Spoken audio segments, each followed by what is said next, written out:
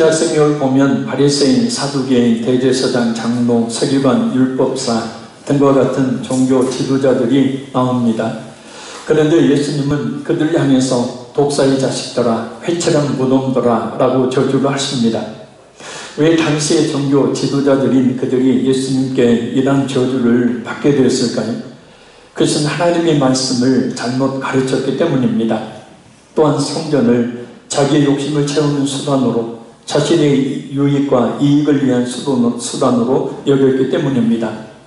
신앙생활을 자신이 경건한 신앙이라는 것을 내세우는 수단으로 여겼기 때문입니다. 한마디로 하나님의 영광을 자신들의 영광으로 바꾸고 하나님을 높이는 것이 아니라 자신들을 높였기 때문입니다. 바로 신앙을 가정에서 말입니다. 그런데 이와는 정반대로 오직 모든 영광을 주님께, 오직 예수님만을 높이는데 자신의 모든 삶을 희생한 참된 그리스도인이 한 사람이 있습니다. 바로 오늘 본문의 세례 요한입니다. 오늘 말씀을 통해서 혹여 신앙을 우리 자신을 높이는 데 이용하지는 않았는지를 깊이 성찰하고 오직 우리 구주가 되시는 예수님만을 높이는 우리 모두가 더욱 될 수 있기를 간절히 소원합니다. 우리 22절 말씀 같이 한번 읽겠습니다. 그 후에 예수께서 제자들과 유대 땅으로 가서 거기 함께 요하시며 세례를 베푸시더라. 아멘. 그 후에는 예수님께서 니고데모와 대담이 끝난 다음 전환을 뜻하는 그런 이 구절입니다. 니고데모와 대담이 끝난 예수님은 제자들과 함께 예루살렘의 변방 지역을 의미하는 유대 땅으로 가서 거기에 지체하시면서 세례를 베푸십니다. 원어를 보면 예수는 세례를 베풀고 계셨다라는 뜻으로 여섯 제자들과 함께 계셨고, 요한복음 4장 2절을 보면 예수님은 그 제자들을 통해서 세례를 베푸십니다. 예수께서 친히 세례를 베푸신 것이 아니요 제자들이 베푼 것이라. 칼빈은 제자들이 세례를 베푼 것을 예수님의 세례를 베푼 것으로 오늘 본문이 언급하고 있는 것은 그들이 그리스도의 이름과 그의 명령이 아니면 아무것도 행치 아니하였기 때문이다 라고 했습니다. 우리는 하나님의 말씀에 나와 있지 않는 것은 아무것도 행하지 말아야죠. 또한 제자들이 예수님의 세례를 대신하여 베푼 것처럼 주님의 몸된 교회를 섬기도록 주신 직분 역시 성경 말씀대로 우리가 행해야 합니다. 예수님께 주신 성직인 거룩한 직분과 또 성도 각자에게 주신 은사들을 우리 주님의 몸된 교회를 섬기는 일에만, 주님의 이름을 높이는 일에만 사용을 해야 합니다. 자신의 이름을 드러내고 자신의 유익과 이익을 위해 사용해서는 안 된다라는 뜻입니다. 여기 계속 말씀을 보겠습니다. 우리 23절 읽겠습니다. 요한도 살렘 가까운 에논에서 세례를 베푸니 거기 물이 많음이라. 그러므로 사람들이 와서 세례를 받더라. 아멘. 세례 요한 역시 살렘에서 가까운 에논, 곧 유대 역사가 유세비우스에 의하면 이 에논은 많은 샘이 있었던 요단강의 서부에 있는 베이산의 남쪽 요르단 계곡에 위치하고 있는 곳입니다. 그것은 물이 많은 곳입니다. 그래서 건기에도 세례를 베풀 수 있었던 곳입니다. 바로 그곳에서 세례 요한이 세례를 베풀 때 많은 순례자들이 긴 행렬을 하고 서서 자신들의 죄를 고백하며 세례를 받습니다. 우리가 살고 있는 시대는 갈수록 하나님에게서 멀어져 가는 사람들이 많은 그런 세대입니다. 곧 죄를 죄로 여기지 않고 방탕에 자기를 방임, 곧 자신의 영혼과 몸의 그 소유권을 넘겨준 채 살아가고 있는 그런 세대입니다. 우리 아까 장로님도 그렇게 기도하셨죠. 그러나 시대가 악하면 악할수록, 그래서 죄악의 관영, 곧 가득 찰수록 하나님께로 더 가까이 나와야 합니다. 그것이 곧 참된 믿음을 가진 성도의 모습입니다. 긴 줄을 서서 자신의 죄를 고백하며 회개의 세례를 받았던 이 순례자들처럼 묵묵히 세상을 향한 시선을 하나님을 향하여 돌리고, 우리의 행위 역시도 세상 사람들처럼 방탕한 삶의 방향으로 나아가는 것이 아니라 거룩한 죄의 백성이 더욱 되도록 날마다 주님 앞으로 더욱 나와야 될 줄로 믿습니다.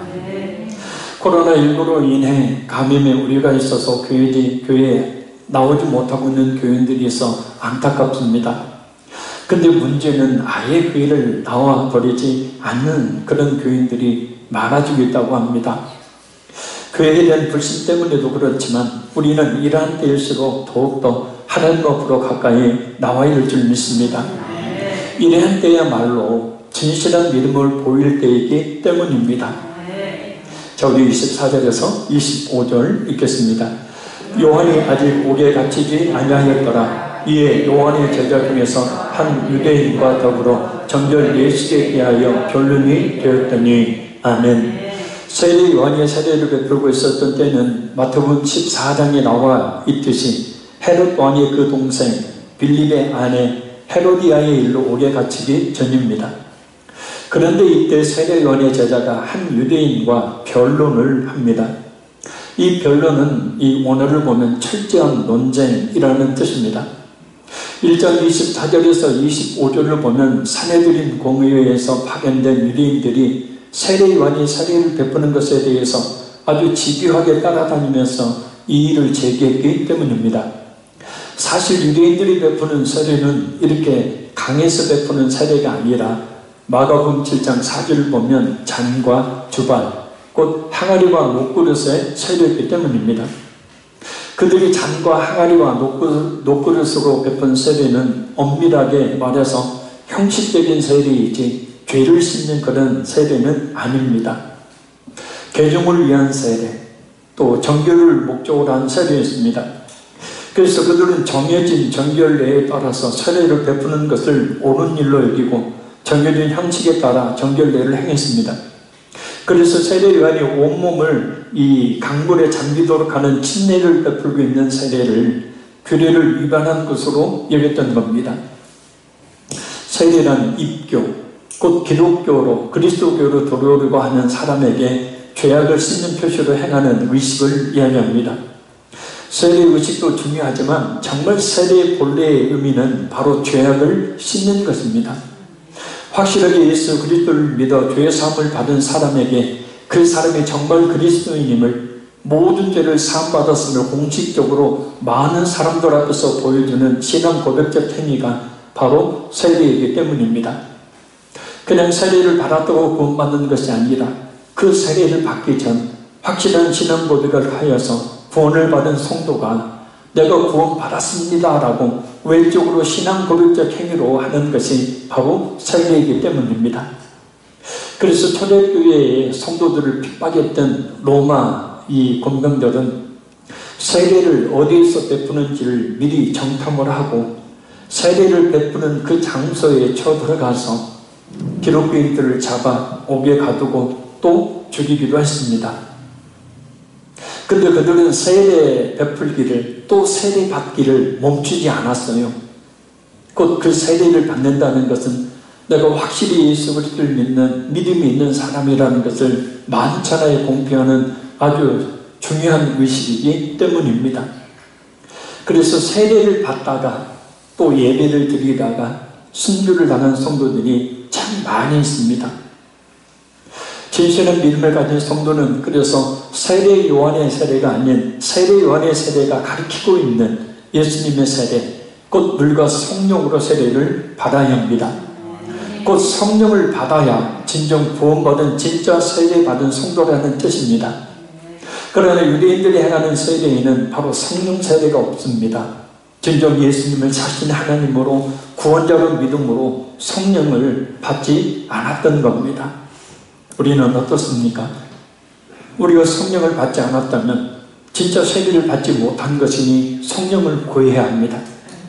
그래서 성령 세례, 곧 성령님이 우리 마음속에 임하심으로 진정 죄의 사함을 받는 그런 성도가 되어야 합니다. 성령 세례란 성령께서 우리에게 임하심을 말합니다. 그래서 우리 자신의 죄를 깨닫고 우리 자신의 모든 죄를 깨끗이 씻어주심을 이야기하죠. 다른 말로는 성령의 지배, 성령 충만, 성령님의 인도라고 그렇게 이야기를 합니다.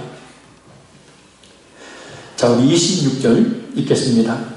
그들이 요한에게 가서 이르되 랍비여, 선생님과 함께 요단강 저편에 있던 이 곧 선생님이 증언하시던 이가 세례를 베풀매 사람이 다 그에게로 가더이다. 아멘. 칼빈은 25절에 변론에 대해서 이렇게 교훈합니다.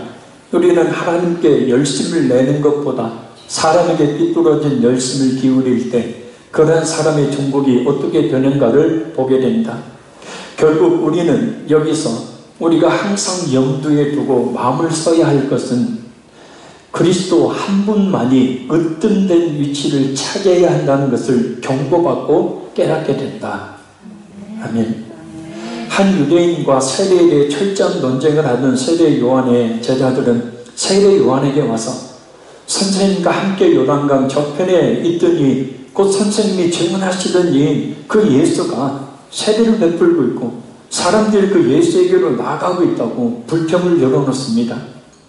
전전에 칼빈의 해석처럼 예수님을 높이는 것이 아니라 자신의 스승인 세례 요한을 더 높게 보고 있는 겁니다. 그래서 세례 요한의 제자들은 점점 군중들이 예수님께 몰리는 반면 세례 요한에게 오는 사람들이 자꾸 줄어드는 그 광경을 보고 사람들이 다 그에게로 가더이다 라고 세례 요한에게 말하면서 그 삐뚤어진 경쟁심과 질투심을 보입니다. 세례 요한이 아닌 오직 세례 요한이 증언하시던 예수님을 높여야 하는데 말입니다. 아직도 예수님이 누군지, 아직도 세례 요한이 누군지, 아직도 복음이 무엇인지, 왜 세례를 베풀고 있는지 알지 못하고 있는 그런 세례 요한의 제자들의 모습을 볼 수 있습니다. 이 세례 요한의 제자들의 이 질투심, 이 경쟁심에 대해서 칼빈은 목회 현장에서 질투심이 어떤 것인지를 생생하게 묘사해주고 있다라고 말합니다. 예수 그리스도의 십자가에 피 묻은 복음이 바르게 증거되는 가운데 그래서 사람들이 많이 몰려드는 교회를 향한 목회자와 성도들의 질투심 말입니다. 우리 교회는 왜 외적으로 더 부흥하지 못할까? 저도 솔직히 많은 교인들이 모이는 외적으로 부흥하는 교회를 향한 좋은 말로는 부러움, 반대로 질투심이 있었던 것이 사실입니다. 그런데 지금 전혀 그렇지 않습니다.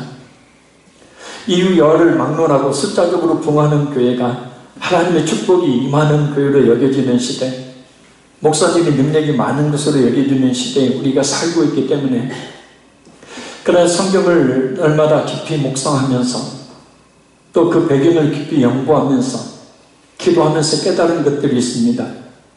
그래서 모든 교회가 다 부흥하는 것이 아니고 모든 목회자가 다 부흥을 경험하는 것도 아닌 솔직히 말하면 그 쓰임이 다 다르다는 것입니다. 큰 교회를 이루는 목사님과 성도들이 있고 또한 작은 교회를 이루는 목사님과 성도들이 있다는 겁니다. 중요한 것은 교회 사이즈가 아닙니다. 그 교회에서 예수님의 십자가에 그 피 묻은 복음이 바로 증거되어서 교인 한 사람 한 사람을 진짜 구원의 길로 인도하느냐, 아니면 그저 십자가를 멀리서만 곧 닥쳤던 게 지붕 쳐다보듯이 하는 그런 종교인들로만 머물게 하느냐라는 것입니다. 십자가 앞에 세우느냐, 아니면 그냥 멀리서 십자가만 바라보게 하느냐라는 겁니다. 예수님의 십자가에 피 묻은 복음을 바로 증거하는 교회가 바로 예수님을 높이는 교회예요. 그렇지 않으면 예수님이 아닌 사람이 높임을 받는 교회입니다. 그것은 교회의 머리가 되시는 우리 예수님께서 판단하신 일이지만 말입니다. 그러나 우리 화평의 교회는 예수님을 높이는 교회인 줄로 믿습니다. 더욱 그렇게 예수님을 높이는 교회로 나아가야 될 줄로 믿습니다. 그래서 세례 요한이 제자들에게 이렇게 이야기합니다. 자, 우리 17절 읽겠습니다. 요한이 대답하여 이르되 만일 하늘에서 주신 바 아니면 사람이 아무것도 받을 수 없느니라. 아멘. 세례 요한은 자신의 제자들에게 만일 하늘에서 주신 바 아니면 곧 하늘에서 그를 인정하지 않았다라면 사람이 아무것도 받을 수 없느니라 라고 말합니다. 세례 요한은 자신을 위대하게 만드는 것은 자기 자신이나 사람들이 몰려드는 것이 있는 것이 아니라 오직 하나님께서 원하시는 것, 그 이상 높거나 그 이상 낮아질 수 없다고 말합니다. 하나님의 아들이신 예수님도 스스로 영광을 취하지 않으셨는데 누가 감히 하나님께서 허락하신 것 이상을 바랄 수 있겠느냐라는 겁니다.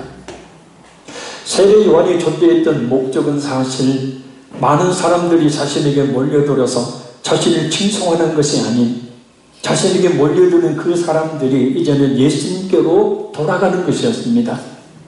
바로 그 사람들 예수님께로 인도하는 것이었습니다.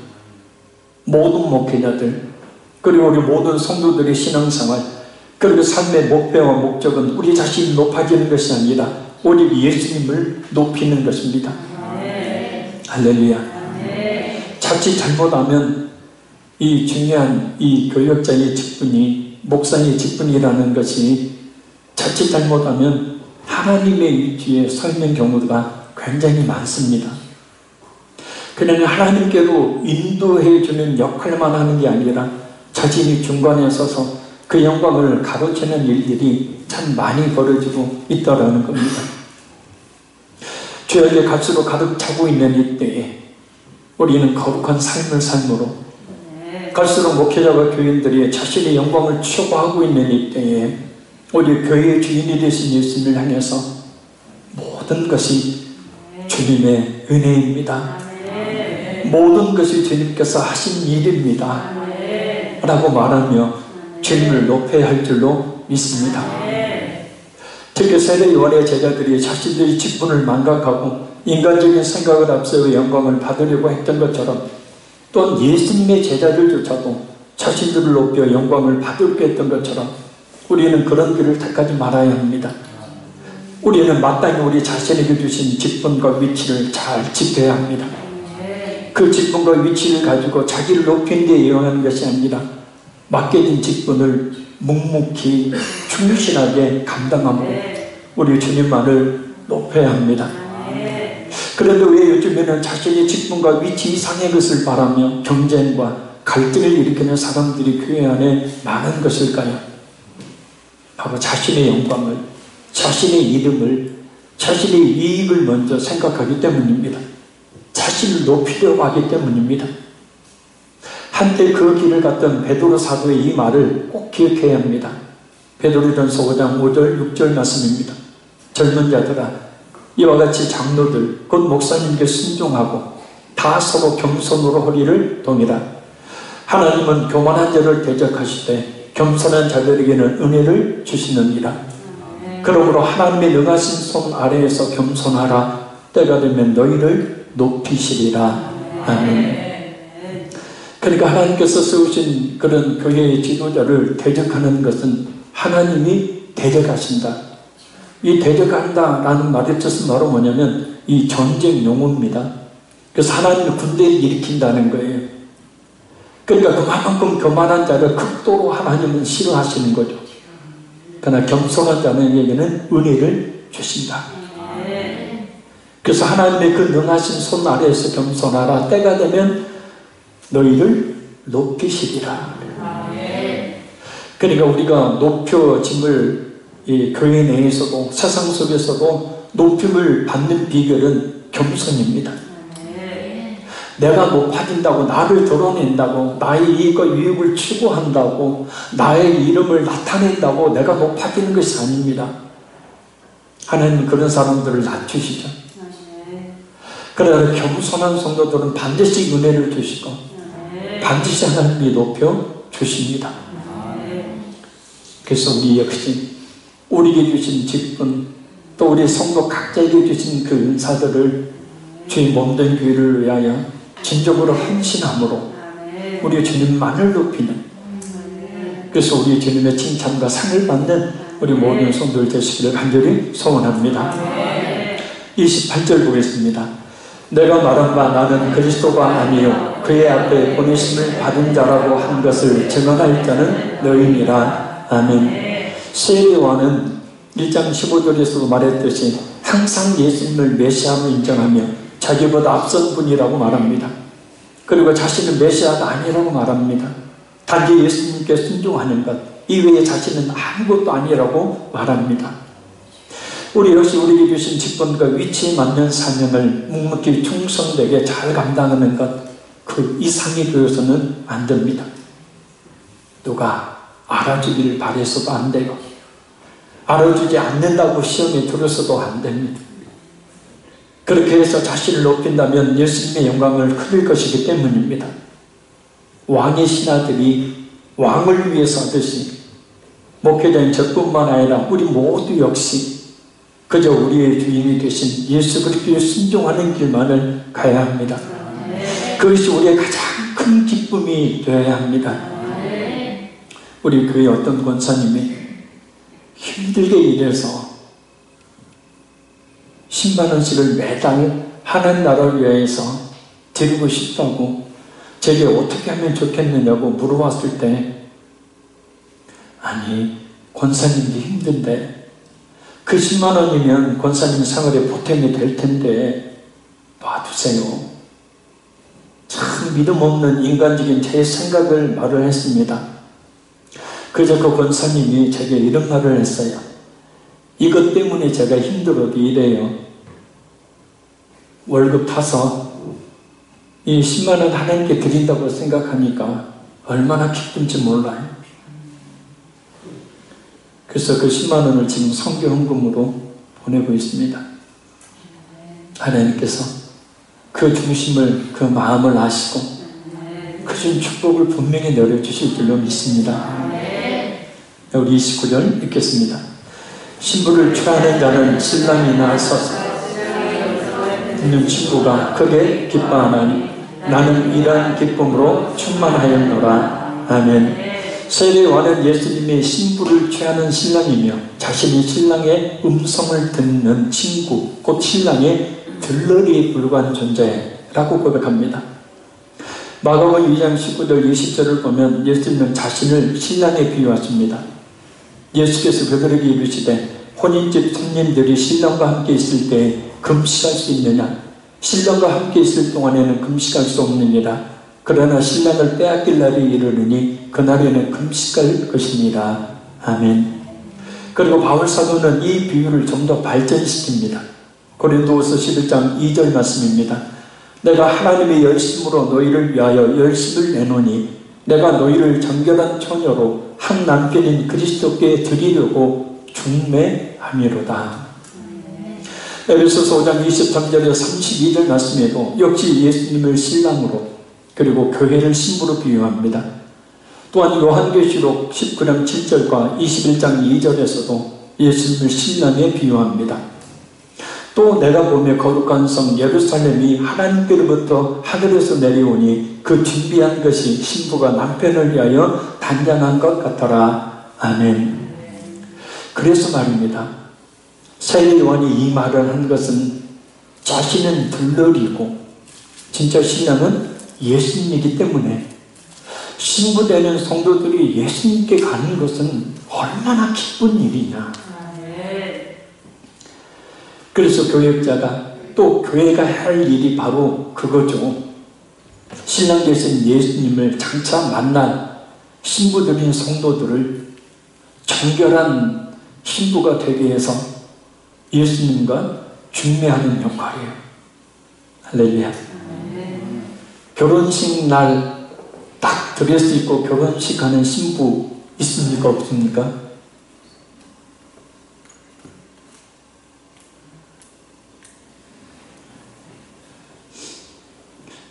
있다고 하면 또 없다고 할 것 같고, 없다고 하면 또 있다고 할 것 같고. 없잖아요, 그런 사람은. 결혼식 날 잡아놓고 어떻게 해요? 예, 아주 오랫동안 준비를 하잖아요. 뭐 합니까, 신부가? 마사지 숍 다니잖아요. 예쁘게 보이려고 뾰루지 다 빼고 피부 미용 받고 머리하고 또 이 몸매 가꾸려고 다이어트하고 온갖 정성을 다 기울이잖아요. 그 결혼식에서 신랑의 곁에 선 신부의 그 아름다운 모습을 보이려고 해요. 그래서 아까 바울 사도가 중매한다 그랬어요. 교회의 역할이 그거예요. 바로 신랑 되신 예수님께 성도들을 중매하는 역할. 그 중배는 결국은 뭐냐면 예수님의 십자가의 그 복음을 증거해서 모든 죄를 씻음받게 하고, 그래서 그것으로 말미암아 정결한 신부가 되게 해서, 그죠? 예수님을 만나게 합니다. 지금도 이 세례를 생각할 때마다, 이 정결한 신부를 생각할 때마다 잊혀지지 않는 일이 하나 있습니다. 전에 그 임종 직전에 있는 분들을 참 많이 신방하고 기도했었습니다. 그런 사역을 한때 하나님이 굉장히 많이 맡겨주셨어요. 그런데 예수병원, 대학병원이네요. 대학병원 종환자실에서, 저희 교인이 아니었어요 그때, 어떤 집사님이 연락이 왔습니다. 왜냐면 저희 집사람의 아내가 근사 사역을 할 때에 기도를 받았던 그런 집사님인데, 자신의 남편이 그 암으로 죽어가고 있는 거예요. 그래서 병원에서도 이제 오늘 아니면 내일이라고 사망 선고를 내릴 정도로 울며 불며 전화가 와서 급히 밤늦게 집사람과 같이 응급실을 찾아갔습니다. 종환자실에 들어갔습니다. 그 귀에 사람의 그 오감각 중에 가장 죽을 때까지 마지막까지 남아있는 감각이 듣는 그 청각이에요. 듣는 거예요. 이것도 하나님의 은혜입니다. 근데 아직 그 사람이 죽은 상태가 아니잖아요. 거의 식물인간인데 숨만 거칠게 몰아쉬고 있는 상태. 그 귀에 대고 예수님의 그 십자가의 복음을 증거를 했습니다. 그리고 영접 기도를 제가 대신했습니다. 그저 참 놀라운 장면이 벌어졌는데, 바로 전혀 그 몸에서 반응이 없던 그 분이 그 양쪽 그 눈에 눈물이 확연히 보일 정도로 고이는 겁니다. 그 모습을 보고, 하나님은 끝까지 이렇게 한 영혼을 구원하시는구나. 그러면서 그 아내된 집사님이 제게 부탁을 해요. 목사님, 세례를 좀 줄 수 없습니까? 예? 아니 지금 중환자실에서 세례기도 없는데 무슨 세례를 줘요? 제 남편이 꼭 세례를 받았으면 좋겠어요. 그동안 눈물을 하나 흘리지 못하던 남편이 저렇게 눈물을 흘리고 있다는 것은 예수님을 믿었다는 고백 아닙니까? 그러니 세례를 좀 주세요. 그때 순간 떠오르는 지혜가 종이컵이었습니다. 그래서 종이컵을 가지고 이 정수기 바깥에 정수기에 가서 정수기에다가 찬물, 따뜻한 물을 반반씩 섞어서 담아 다시 그 환자에게로 왔습니다. 그리고 그 손으로 성부와 성자와 성령의 이름으로 세례를 주노라 하고 그 머리에 정수기 물이죠. 그걸 뿌리면서 기도를 했는데 누가 울었냐면 제가 울었습니다. 그때처럼 거룩하고 그때처럼 아름다운 세례식이 없었던 것 같아요.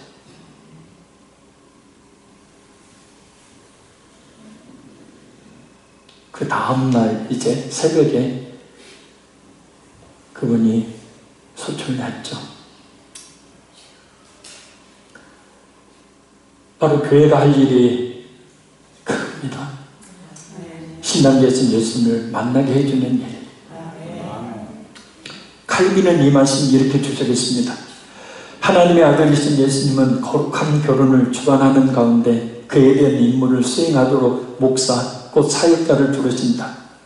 그러므로 남편에게 드려질 정숙한 처녀로서 그들에게 맡겨진 신부를 위해 재반 준비를 갖추는 것은 그들이 할 일이다. 이미 인용한 말씀에서 바울은 기쁨으로 이 일을 행했다고 말하고 있다. 교회를 그리스도보다 자기 자신에게 유리하게 하는 자들은 그들이 존귀하게 여겨야 할 결혼을 부정하게 파괴하는 것이다. 그리스도께서 그의 신부를 우리에게 맡길 때 우리에게 내려주는 명예가 크면 클수록 우리가 그 권리를 지키려 하지 않는다면 우리의 부정은 더욱 악화되는 것이다. 그래서 세례 요한은 나는 이러한 기쁨으로 충만하였노라. 이 충만이라는 말은 물이 컵의 끝까지 가득 차 있는 상태를 말합니다.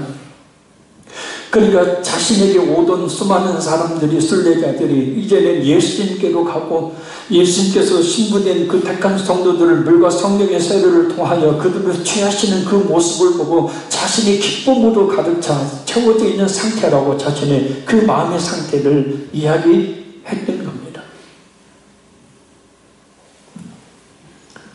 자, 우리 결정적으로 마지막 30절 읽겠습니다. 그는 흥하여야 하겠고 나는 쇠하여야 하리라 하니라. 아멘.